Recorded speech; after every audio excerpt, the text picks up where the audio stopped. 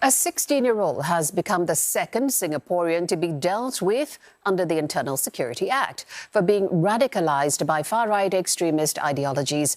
The youth of Chinese ethnicity identified as a white supremacist after he was self-radicalized online.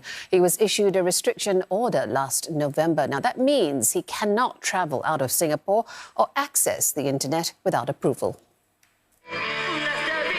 This far-right protest in Germany may seem like a world away, but its radical beliefs have hit close to home.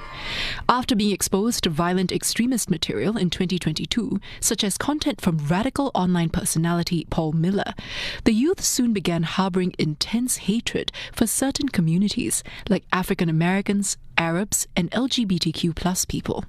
The youth also believed that non-white communities should be driven away from white majority countries, a key part of the Great Replacement theory. Those who subscribe to it believe that white populations will eventually be outnumbered by minority ethnic groups. The youth participated in far-right online chat groups and channels and hoped to be recruited for overseas attacks. He wanted to travel to Western countries like the US in 10 years' time to conduct mass attacks against racial minorities. The ISD says he had no plans to conduct attacks in Singapore, as he felt these communities had not caused trouble locally. A counter-terrorism specialist says that being young and isolated, the boy was drawn to groups that have a shared purpose with charismatic leaders. So these groups actually they tend to, if the impressionable young minds come across as quite attractive. They have a sense of purpose, they have clear answers for societal issues. Basically, they blame it on immigrants coming in and taking over everything. So to some young people who may be searching for answers and to find some meaning in their lives, they could be attractive. There was also no indication that the boy tried to influence his family or friends with his views. They were also unaware of his attack ideations. The youth will undergo a rehabilitation program where he'll receive psychological counseling. ISD officers will regularly engage him. 2 mentors have been assigned for guidance and cyber wellness skills.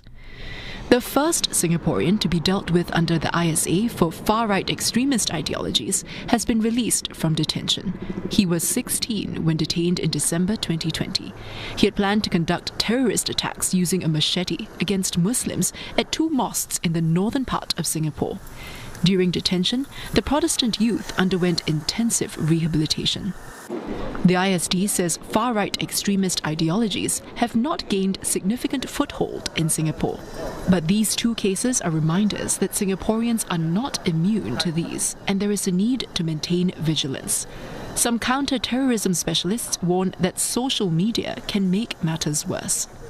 The degree to which Singapore youth, adolescents, young people in general are wired into a different world, a world of social media, echo chambers and rabbit holes, which to some degree gives them meaning, it gives them more than a thrill, it gives them a certain degree of validation, where that particular world, which we older people consider the online or virtual worlds, is actually to many intents and purposes the real world too.